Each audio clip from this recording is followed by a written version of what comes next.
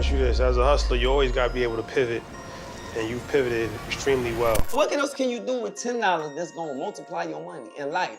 Really nothing. You know what I'm saying? Food, you're gonna eat it. Car, you're gonna drive. All this shit, gas. None of that shit gonna make you money. So I started spending my money on shit that make me money.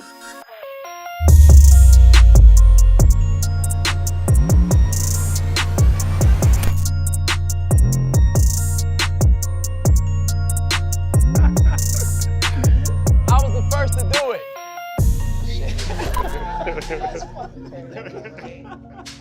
Soulja, I want to ask you a question. It's crazy because now we look at going viral online as like a regular thing. People follow everybody around with cameras. Everybody documents the process. All of that is normal now. But you was like the first person to pioneer a lot of that. And you was young, I believe like 16 years old. So where did that thought process come from to change the game? They're trying to make it into the rap game. The natural, traditional way of going about getting a record deal was traveling to New York, meeting with labels, or passing out your CDs. Hopefully an A&R or a label know somebody could get you a meeting, or you ship your demo tape in to the address, and hopefully you get heard.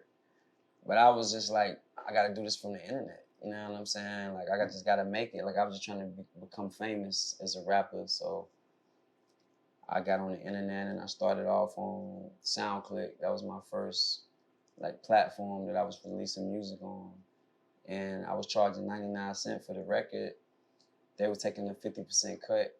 I probably was doing like 20,000 downloads a day or some shit like that. Like I was doing way more downloads than that, but I was selling 20,000 singles because you could play the song or you could buy the shit. You know what I'm saying? I was doing like 20,000 a day. I was making like 10 bands a day, like in high school. In high school. 10 bands a day in high school. Right. So at that point, when you're making $10,000 a day, is school even an option at this point? You're like, you know what? This is my career. This is where I'm going with it. Nah, I still want to stay in school. Like, I don't know. I like school. School is like social, where you meet all the people that I played football. I rap. That's how I started rapping, was in school. You know what I'm saying? Battle rapping. Nigga walked up to me in the cafeteria at lunch and started and tried to rap, like start freestyling against me. You know what I'm saying? I was like, what? And I rapped back, and the whole cafeteria went crazy. Like, oh, I was like, damn, I'm gonna just keep rapping. So that's how I started rapping. I was just big, you know what I'm saying? It went from there. I got big in the city, then I took it to the internet. I got big on SoundClick, and I converted my SoundClick to my MySpace. Talk about that. So I was probably getting like millions and millions of views on SoundClick. And then when MySpace came out, it came out like a new website. And I was like, damn, I gotta get on here. Like, you can upload your music on here, you can upload your profile picture, you know what I'm saying? It was dope. So I stopped uploading music on SoundClick and I went to MySpace. And then when I went to MySpace, like I put on my SoundClick pages, MySpace. So like when you went to my SoundClick, it just went to my MySpace. So like I already had like 700,000 friends. Like as soon as I got on there, I became like the #1 artist on their charts, independent artist in the world. And then I dropped Crank That. And then YouTube came out. So like when YouTube came out, I was already famous. I was already famous on MySpace, like #1 artist on MySpace. And then I got on YouTube, man. When I uploaded my first video on YouTube, this shit just started going viral. You know what I'm saying? Before viral was a thing, that shit just started doing millions and millions of views.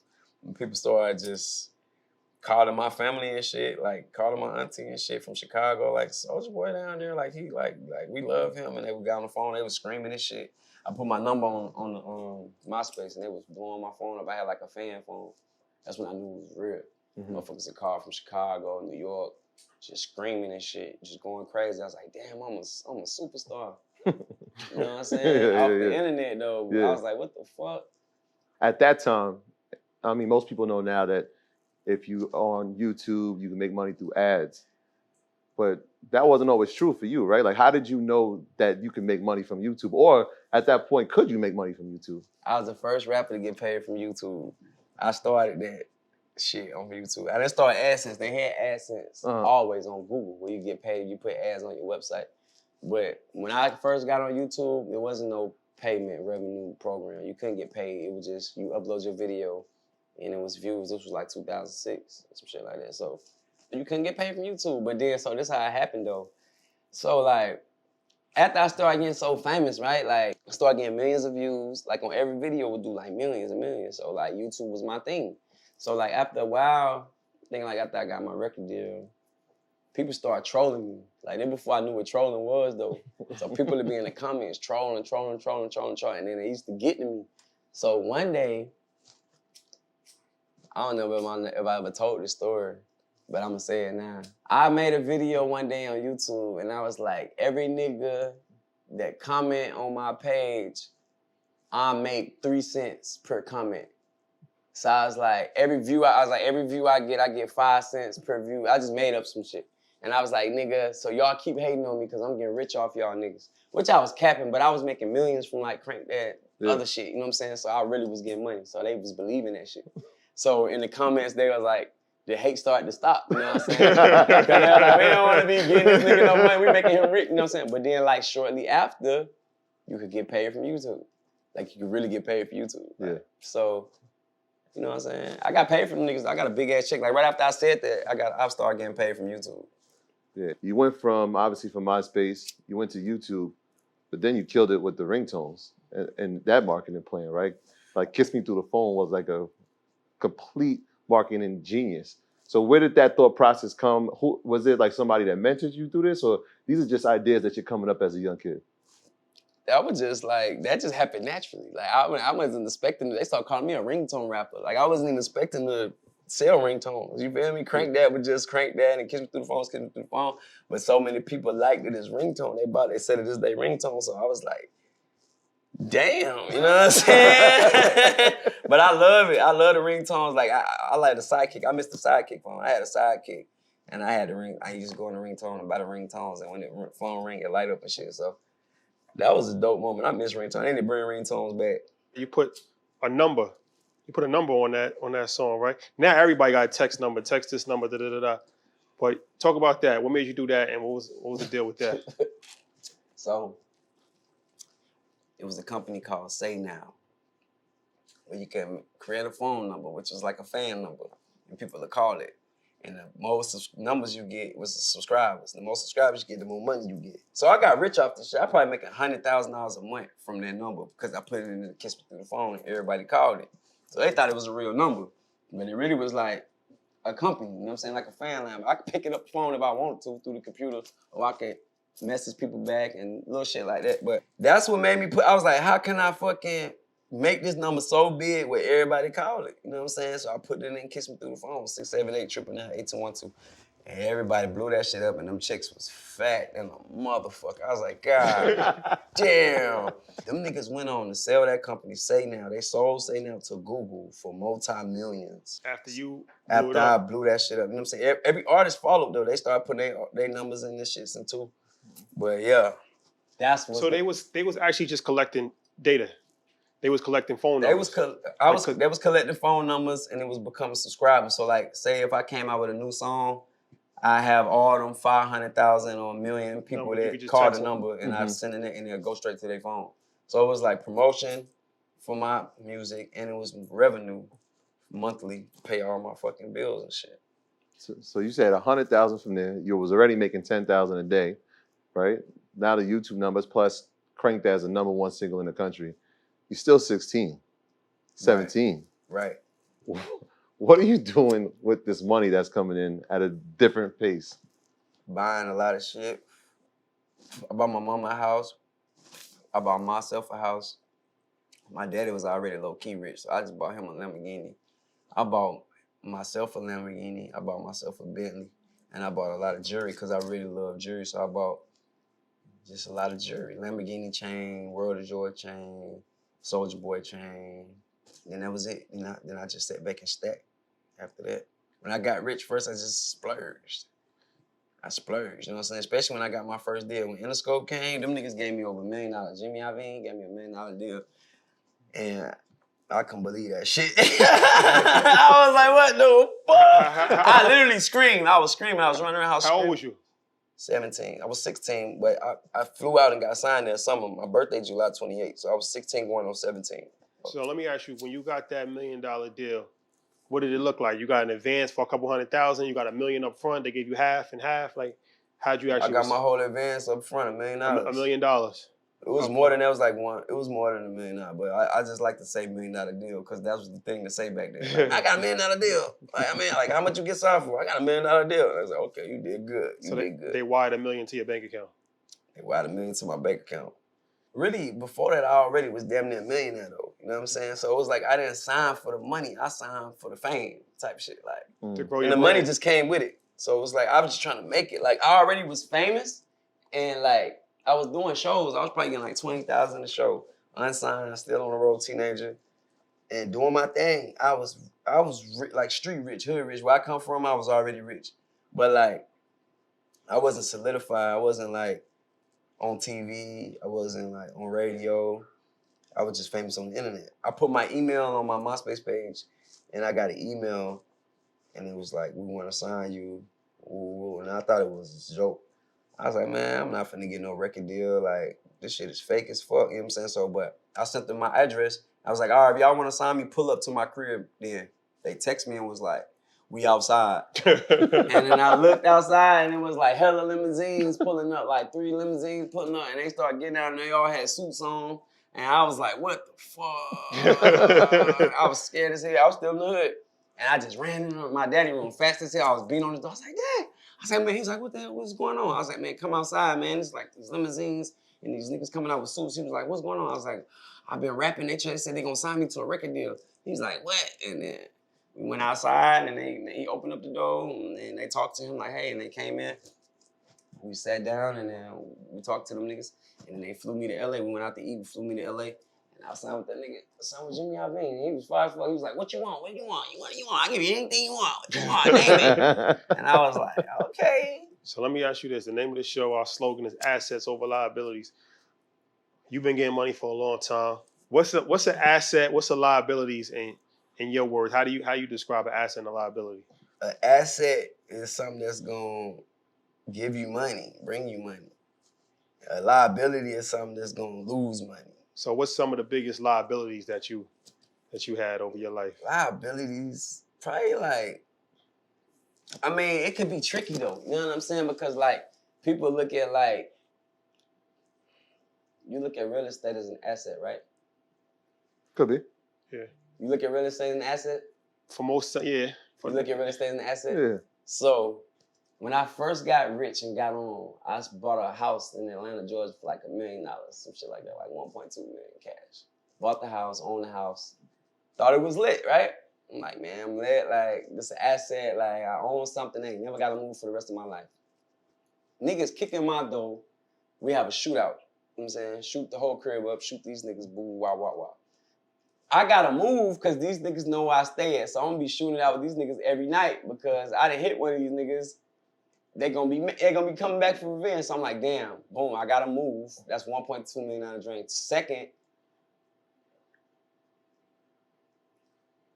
it's $1.2 million drain. Like, you know what I'm saying? So I'm like, fuck. I was just like, fuck. So I had moved to LA and, you know, got another spot and just, you know what I'm saying? Just like. And the house probably had a lot of bad publicity, so you didn't sell it. How much did you sell it for? I mean, I didn't really give a fuck. You just wanted to let it go. Yeah, I didn't really give a fuck. I was just like. So in that moment, that asset, I was traumatized. that asset became a liability. Thank you. For your life. Like, what? On your life, it became a liability on your life.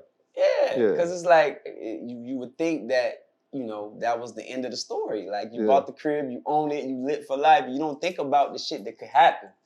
Yeah. You don't think about no shit like that. It can go left. Yeah, so, you know. That ended up being a liability for me. What was that process like? Like, are you buying that home straight cash?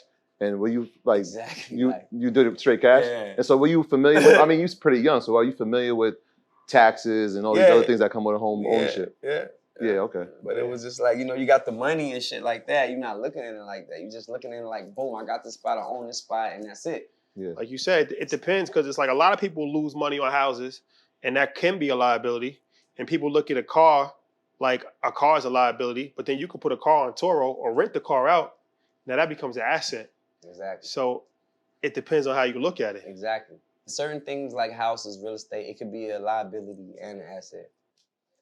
Yeah, man, I was the first rapper to have a skate park at his crib. We're gonna add that to the list of first. And then I was thinking about adding like a ramp coming from my bedroom like to the pool. You go straight down. But I don't know. Let's see what we got. So we got the half pipe here. I was the first to do it. Please remember that. Big Draco. Murder guy, y'all ain't never seen nobody. Whoa. Oh. Round of I applause. was the first rapper Ever. to skateboard with one flip-flop on and Dior flip-flops. History. This is the first. I should be getting paid for this. Bro, we gotta talk about this. You gave this to me I thought it was Game Boy. And I'm looking at it, and it's a damn computer. You got Coinbase, you got the McDonald's app, you got Cash App. Google. It's touchscreen. This is crazy. What is this? I think out of everything that I got going, this is my most greatest accomplishment. And like, some people are asleep. They don't understand how big this is and the importance of it. Is it really a game or is it more of a computer? It's a video game console. But you can make calls on it. You can use it as a computer, like smartphone. You can use it as a computer, you can use it as a mobile device, but it's a console. It's a mobile console, handheld console. But Helio processor, 64 gigs of RAM, Spotify, Apple Music, Instagram, TikTok, Grand Theft Auto, Call of Duty, all the games. Yeah. I already got 2 offers for them to buy my company. They're trying to buy this from me. I own this company. This is my company. Mm-hmm. They offer me $100 million. My first thought was no. Fuck that. First thought. My first thought, I was like, your second thought was yes? That would have been like my... You know what I'm saying? No, but what it was, my team talked to me like, once you get into tech field and you get to where you're dealing with boards and you're dealing with companies and you're dealing with over 100 million, you have different conversations. So they told me basically like, you don't have a choice, like you have to sell this. And I was like, wait, what the fuck you mean? Like, nigga, you can't tell me what to do, but it's like, it's not just you. I own a company, but there's a board. Mm. It's 19 other suits. It's a decision. So I'm like, okay, cool, but they tell me you still gonna own the company. We'll give you 140 million, you still have ownership. I thought I was gonna lose complete ownership of my company, which I didn't want to happen. I was like, oh, I still want a piece of this because I don't want y'all to slap y'all name on my shit and then like just take my shit. But I'm selling this shit. You know what I'm saying? I'm selling it. So you plan on selling that for 100 million? No. That was my first offer. I got first offer was 100 million, second offer was like 140. You know what I'm saying? But no, I'm making more than that. Yeah, I'm selling it before Christmas. But yeah, my first offer was from Google. My second offer was from the CEO of Square. I don't know if y'all heard of that. Jack Dorsey. Jack Dorsey. Yeah. So We might have heard of him before. Yeah. Might have heard of him. Yeah, I mean, yeah. But I wish I could say what I want to say. It's like 3 things I want to say I can't really say. You know what I'm saying? Because I can't say it. But like, trust me, this shit about to be, it's big. Like, this is just the start. But it's a beautiful thing, bro. Yeah. It's so beautiful, like, because like, it was a dream of mine. Like, I really dreamed of having my own console. Like, I really wanted to do this shit, and I did it, bro. Like, I really did it. It took like 2 or 3 years. But this shit is trdrpocket.com. Please go support your boy, support me, man. Because when this shit is viral and is in all the stores and it's like the hot thing to have, like the iPhone and shit, don't support me then. Because it's not gonna matter. It's a trend. It's that becomes like a Game Boy. It becomes like a Nintendo. Because you have to have it. You don't have no choice. You're lame if you don't have it. Mm-hmm. Right now, it's the beginning stages.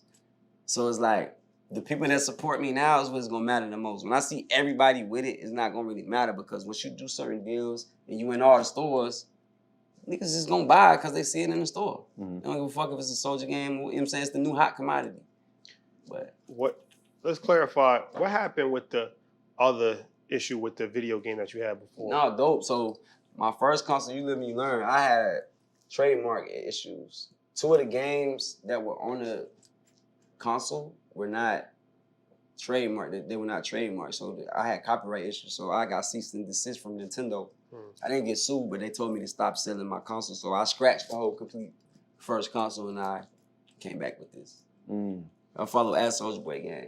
What do you see? Do you see this in every kid's household? Like, what's your vision for this? What? Are you crazy, bro? This shit finna be, this is, PS5 was discontinued. Did you know this? I did not. Xbox Series X was discontinued. Did you know this? Can you go to the store and buy a PS5 right now? No, not with the chip shortage. Can you go and get an Xbox Series X right now from the store? These are sold out. When they first came out, could you get your hands on them? Did you get one yet? You got one now, right? You got one now, right? I got one for my son, yeah. PS5. How did you get it? I know some people. Exactly. How did you get it? It wasn't just going to the store and just standing like, thank you. So it's... Couldn't get it. Shit is getting tricky with these consoles, you get what I'm saying? So, but this is available.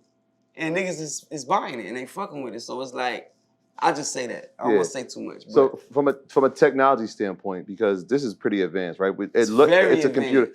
Are you finding the experts? Are you finding the team? Or is this, so how what's that process like? Are you interviewing people to say, look, this is my vision, this is what I want, can you make it happen? It was a struggle. I feel like the pursuit of happiness, Will Smith, when he was trying to sell that fucking time machine. That's how I fucking felt, like, on this journey. It was like, fuck,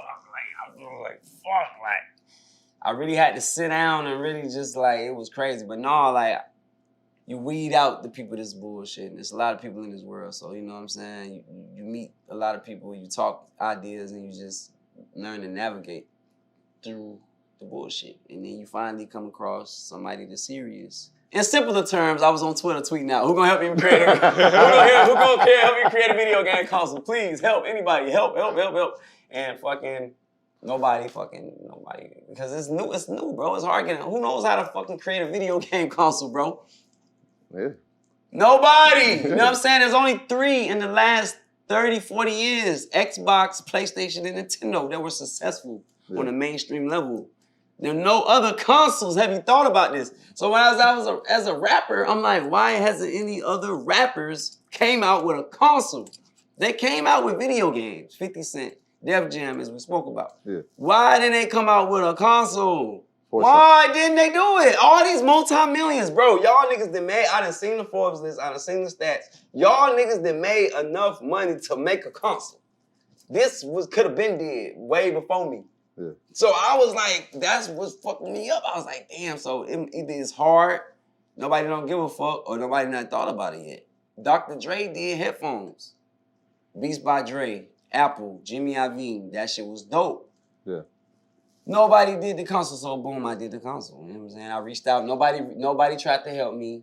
I had to resource the shit myself. I went to China, you know what I'm saying? But I was doing shows. Niggas didn't even know. Like, I was multitasking. Oh, he was out there. I was getting booked for shows in China. And when I leave the concert, I'm in the fucking trying to figure out how to get this console made. I'm like, hold on, what the shit at? What the factory? What the machine? What's going on? You know what I'm saying? I'm asking around. Y'all translate this shit. Hey, what the fuck? You know what I'm saying? So look on the back of your iPhone. They took it off now because Big Draco exposed them at the Breakfast Club. It used to say made in China on the back of this motherfucker. They smart. iPhones are made in China. If you look on the back of most products, they say made in China. Yeah. So I'm in China trying to figure this shit out. And I figured it out. You know what I'm saying? The beginning process. Yeah. That shit ain't gonna work. I'm a black man, rapper, hip-hop artist trying to create a console. That ain't gonna work like that. I had them reach out to me. They found me. They came to me and was like, yo, we want to pay you for some other shit. It ain't even having to do with the console. We want to pay you to do something. And as I'm doing my due diligence, I'm like, hold on. Y'all want to help me do a video game console? Hell yeah. TRDRpocket.com, Trader Pocket. So how expensive has the process been? Because you said a lot of dudes in the Forbes couldn't do it. But Big Draco is doing it. They could do it, but they haven't. They didn't do it. It's very costly. Very costly, but it's worth it, though, in the end. Yeah. You know what I'm saying? It's like you said, it's an asset. Not a lot of ability, not spending them. It could if you lose and don't sell, but I have millions of followers. I have 11 million followers on Facebook. One link post, at least 100 people gonna buy it. I made my money back. At least 1,000 people gonna buy it. It's $200. Let's do the math. Let's do the math. It costs $200, right? Let's just say I got 11 million followers. Let's just say 10,000 people buy it. That's $2 million. I'm done talking. Bag drop. I want to talk about what you started with. You said, I want to ask you, when you got the money, first things you said you bought was a house with your mom. Yeah. A lot of jewelry. Yes. Few cars. Yeah. You've evolved though. Right. Right? You've come into the space now where you're investing in companies. Yes. So when did this process take place in your life? I just think as I got older, like with time, and just kept like hearing people talk, like you be around people, and like my homies was just kept putting me up on shit. And you know, after people tell you stuff for so many times, you listen eventually. So I'm gonna tell you like this, right? Boom. When did you find out about Bitcoin? 2012. Only because of music. Yeah, because I wasn't invested, but I knew about it. Because at the time. No. No, when I was No. When did you invest in Bitcoin? Oh, 2017. How much was it? I'm getting 7, your pockets. You ain't got answers. 7,000. 7,000 when you got in? Fuck. When did you invest in Bitcoin? I got in right before he did. What was 2017, Bitcoin was $6,000. $6,000. When I heard about Bitcoin, that shit was like $200. 200? Yeah. You know why I said I knew about it? Is because, like you, I was doing music online. I was downloading it, statute of limitations. But they were cracking down on it, right? You couldn't do LimeWire, and what they were doing, they were charging people with like 20 years. And so that was the way, if you had Bitcoin, they couldn't trace the money. And so that's when I started hearing about it. I was using like Rapid Share. You probably know Rapid Share. Yeah. And so I was like, wait. So it started with LimeWire. You know what I'm saying? Shit like Napster, BearShare, like the fucking illegal downloading websites. So how I really like jumped off, like, but this was no face to it, like no platform, like no profile. You know what I'm saying? So LimeWire, for the people that don't know, people do know, is where you can download music illegally for free. You know what I'm saying? So hella people was doing this shit around this time. So what I did was I went to look at the top most downloaded songs on LimeWire, what niggas was downloading. And I would go look at the top 10 songs on the Billboard charts at that time. And it probably was like 50 Cent, you know what I'm saying, Michael Jackson, Britney Spears, shit like that. You know what I'm saying? So I uploaded the song Crank That, and I renamed that shit Michael Jackson, Thriller, renamed that shit 50 Cent in the Club, renamed that shit. Nigga, I woke up like a couple days later, that shit had millions of downloads.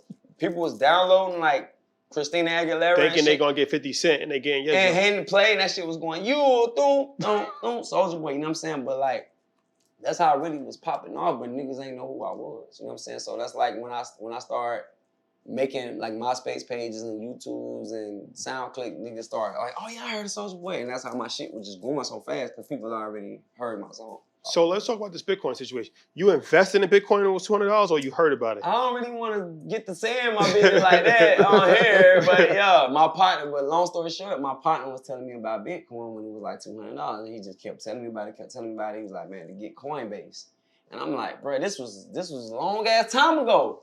And I'm like, all right, for sure. You know what I'm saying? I'm like, listen, I finally like, listen, and then like, but this the point I'm trying to prove. Fuck when I got in on it. Fuck when y'all got in on it. Fuck, woo. Imagine if a nigga told you, like, okay, bet, it's y'all two. He telling you when Bitcoin was $100 every day for 2 months straight. Hey, bro, when he pull up, like y'all chilling and kicking at work, or when y'all pull up and link up. Hey, bro, you need to get Bitcoin. You need to get Bitcoin. Get Coinbase. I know you just made 10,000 from doing this. Go put 2,000 in Bitcoin. He telling you this every day for like 2-3 months, right? And you looking at it. You open up Coinbase. You look at the $100. You see the Bitcoin. You see what he talking about. Cause this your boy. Yeah. Boom. Time go past, right? Let's just say you didn't do it. Time go past. You never listened. You said, man, watch out, bro. You never invested in it. You never listened to him. You woke up and it was $7,000. That ain't gonna wake you up. That's definitely gonna wake you up. It's not gonna wake you up. That's a fact. So I had a moment like that. You know what I'm saying? I had a moment like that, and I was like, hold the fuck up. And that's where it came from. And then like after I had that moment, my money, nigga, quadruplets, quintuplets, nigga, you know what I'm saying? Centuplets, nigga, like, after that, like, it was just like, oh, this shit is easy as fuck. Or for crypto. Yeah. Look at him. You know what I'm saying? Like, which one was it? No, but yes, crypto was one of them, yes. You know what I'm saying? Even crypto, yes. And it's like, bro, I be getting like 50,000 a show, probably like minimum, like doing some little, like a little show, not an arena, just some shit.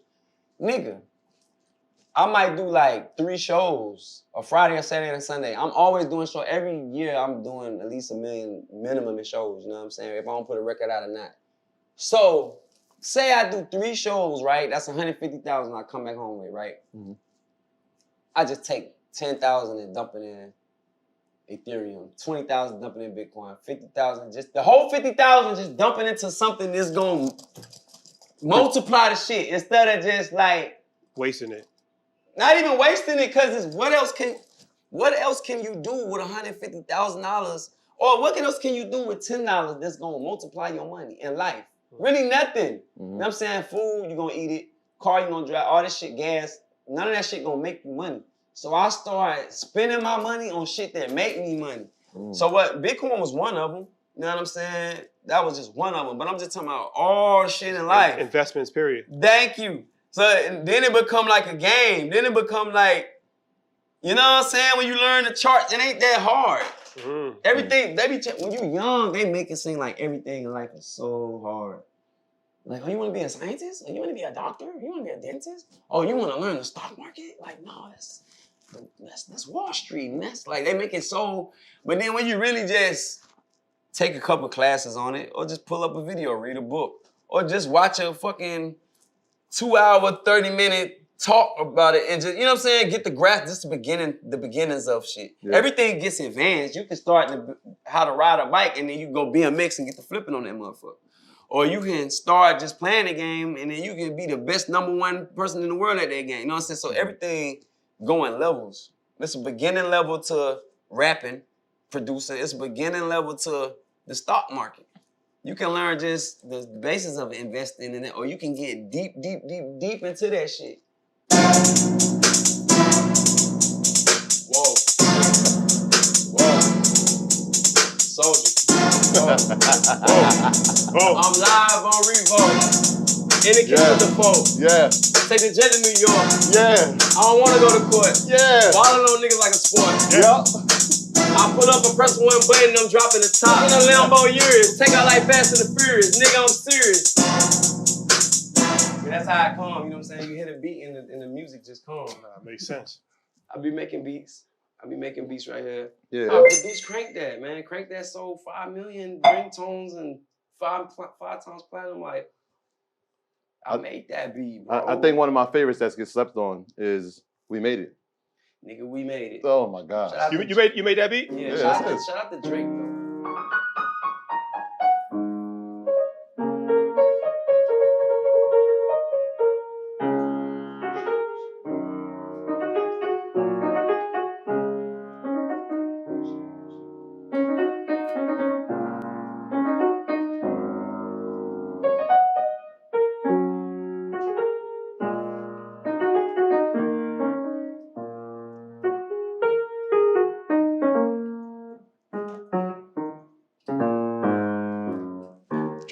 And to that we say, clap. Nah. Clap. That's not. Who taught you how to play piano?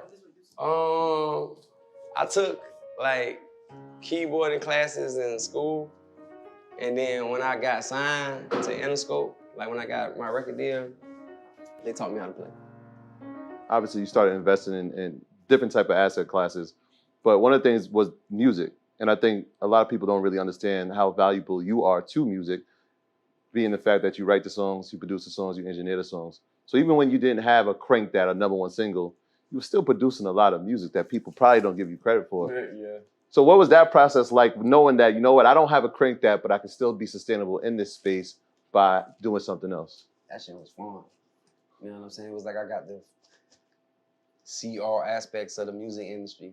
Like I got to be the top #1 rapper, and then I got to produce for the top #1 artist and see what they creative space like, and be in the studio session with them, and they like, You know what I'm saying? I'm like, damn, like this shit is dope as fuck. You know what I'm saying? So it was fun for me. You know what I'm saying? Like it was just dope because these are artists I grew up watching or grew up listening to.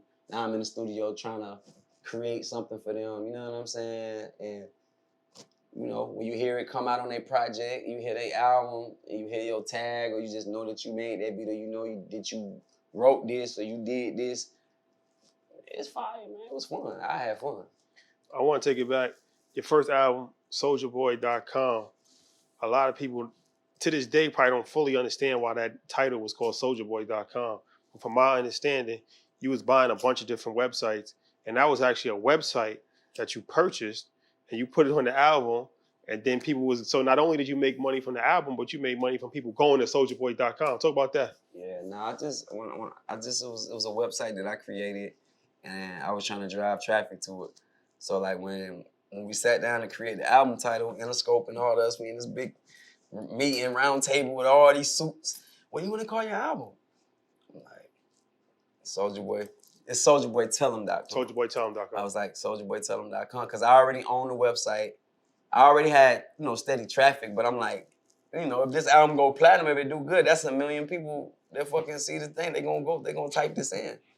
So I had the #1 website like in the world, like I don't know. Interscope gave me the statistics, the numbers, but I can't remember. But it was like 2007. It was like the #1 website. Like that shit worked, bro. Basically, what I'm trying to say, it worked.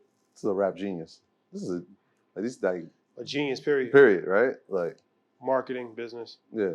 I mean, to have all these thoughts and actually see them come to fruition at that age, but we still haven't seen somebody do it at this level. So kudos to you. And we'll say it here, genius. Thank you. Yeah.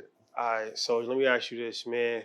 You got the Grizzly Pack, Soulja Exotics. What's the deal with that, man? This is a hefty pack right there. Pound bag. We got 3.5s. We got pounds. Yeah, I'm legit. I went from selling weed in the streets to selling weed in dispensaries. I'm legit now. Legit trapper. How's Legally. that process as far as, you know, being an entrepreneur in the marijuana space? I know it's a lot of rules, regulations, difficult. It's tough. So the license gonna cost you roughly $1 million. You know what I'm saying? Just to sell the weed, like it's gonna cost you 1.2. If we talking taxes and extra shit, and it costs money. That's true for here in California, right? California, it's gonna cost you $1 million. You gotta have a license. You can't. They'll lock your ass up. Yeah. You know what I'm saying? So it took a lot to make this shit happen. It was always a dream of mine to have my own weed. You feel me? I'm spending $200 every day at the dispensary for ounces. Spending $200-300 with the weed, man, for ounces. Fuck that shit. I smoke my own weed and make money while doing it. Yeah. Millions. So this is only distributed in California, or are we looking at other states as well? Right now it's just California. You know what I'm saying? But we going to Las Vegas, working on Colorado, and I think New York eventually. How's it looking in New York? It's opening up. It's opening up slowly, a little slower, but it's opening up. Definitely every state that got their laws passed that's got a dispensary, we coming. Yeah, look at Jersey. We started in California though. I see exotics with the marijuana, but I also see exotic on the Soulja Boy lemonade / pineapple. It's exotic. Is the exotic brand is a partnership that you have? And number two, I'm noticing these are things that obviously you must enjoy. So is that your investment strategy? You have to be something that you enjoy doing or partaking in for you to invest in it? Yeah, I mean, I think that make the most money. Because you ain't got to be forced to do it. That's like in an endorsement deal with some shit that you don't like, but you're just doing it for the money. Right. This is shit that I fuck with. My Soulja Boy game, I play that shit every day. Soulja lemonade, I drink that shit every day. Soulja weed, I smoke that shit every day. So people, and then the people, they want the shit that I got, or they want the shit that I'm fucking with. So if they see me smoking Soulja Exotic, they want Soulja Exotic. They see me sipping Soulja lemonade, they want Soulja lemonade. They see me playing the Soulja game, they want the Soulja game. So I'm finna just have my own products. But I fuck with it. I'm not putting my name on no bullshit. I'm never selling no bullshit. I'm selling you shit that I fuck with. So the Soulja Exotic, we said the marijuana is only in California. We're trying to brand it in other states. How about the lemonade / pineapple juice? Is that in all United States? It's in the whole United States, every state. Every state, go to your local exotic shop, wherever they sell the exotics at. Exotic backwoods, exotic sodas. Every city got the smoke shop. Every city got the exotic. We exotic pop Melrose. Pull up on Melrose in LA. If y'all in California, pull up the Melrose. Get your Soulja lemonade, Soulja pineapple soda. No cap. Let me ask you this: as a hustler, you always got to be able to pivot, and you pivoted extremely well. How was it when you was young? You was on top of the world, selling millions of records, and then every artist has a certain level where, you know, things get a little rocky for them. How was that? How was you able to survive that time? And mentally, how was you able to, you know, deal with that? I was naturally born hustler, so if I ever went back broke, I could handle it. I came from nothing. So anything past what I made is a win. I came from zero. I came from Section 8, food stamps, EBT cards, welfare. So it's like anything past where I came from is a win. So that first $1 million was a win.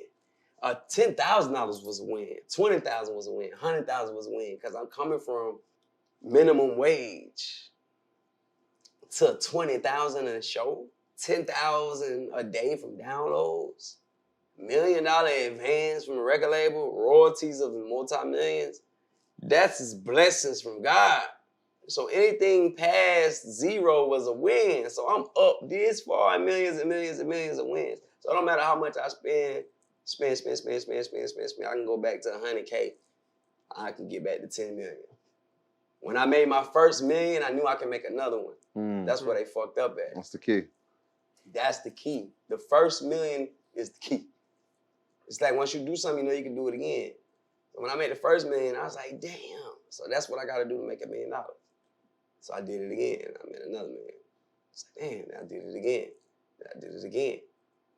I did it again, and I did it again. I kept doing it, and I just kept doing it. You know what I'm saying? Repeat, until I got to where I wanted to be at, to where I was a little comfortable. But I always had it in my head. I said, yo, if I ever go back broke, I ain't gonna give a fuck, because I came from nothing. I came from being broke, so I could be broke and not give a fuck, because the money don't make me. I make the money. When I was broke, I was the shit. When I ain't have no money, I was still famous. When I ain't had no money, I still had all the girls. When I didn't have no money, I still had all my niggas. When I ain't had no money, people still fuck with me for who I was. The money ain't never made me. The money just added on to who I am as a person once I got money. So I always knew I could make it back. So that was my mentality when shit ever got shaky, or I wasn't making $5 million that month how I usually do, or I'd be making just $1 million that month, or I might be making 100,000, or you know what I'm saying? Whenever I wasn't making what I thought I should be making or what I was making at a certain time, I never let it fuck with me, because I was like, this shit is all a win. You know what I'm saying? Everything is a win. And then I just kept that mentality, and then shit jumped off to where I made more money than I ever made. Once I stopped caring. You can't really care too much about the money. Then you'll go broke. Once I stopped giving a fuck, that's when I made more money than I ever made. One of the investments that's not here, and I was pretty interested in seeing how you got involved with it, was the soap shop. Right before, right during. That's so sad though, man. Right during Corona, we had a global pandemic, and these things, cleanliness was at a premium, right? Everybody's washing their hands, everybody's buying alcohol pads, like everything, right? Lysol wipes, gone. And you invest in the soap shop, small business, probably no one has ever heard of. How'd you get involved with it? And walk us through that process. That came from management. My management reached out to me, Miami Mike from my management, and was like, I think you should do the soap thing. And you know, I was like in a space to where I was trying to make as much money as possible when this came across the table. So I was like, let's do it. It was no brain. I was just like, let's do it. Let's do it. You know what I'm saying? I was just like, let's do it. And then out of nowhere, the pandemic hit. And when the pandemic hit, that shit just skyrocketed. Like, they couldn't keep soap and shit off the shelf. Like, all that shit was just, and we had bundles and bulks of that shit. So that wasn't me. That was the only thing, like, that was the only, out of all my shit, that was the only thing I didn't do. I didn't do that one. Soap shop was just like presented to me, and I was like, all right. Let's do it. Let's do it. Like, Anything else you want to let the people know before we wrap up?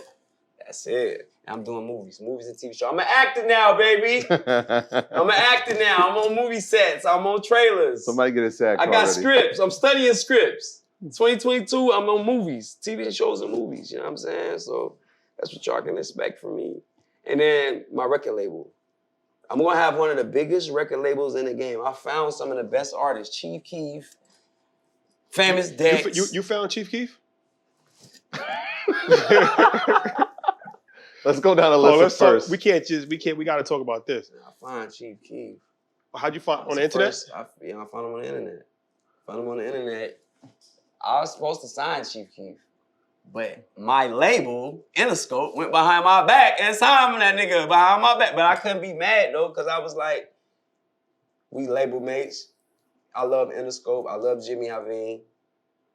This nigga Larry flew to Chicago to his crib. I wasn't going to Chicago. I was too busy at the time. Larry Jackson? Larry Jackson. He flew to Chicago to this nigga crib. I was Chief Keef. He's in Michael Chief Keef. He was in Chief Keef crib. I'm like, all right, y'all got it.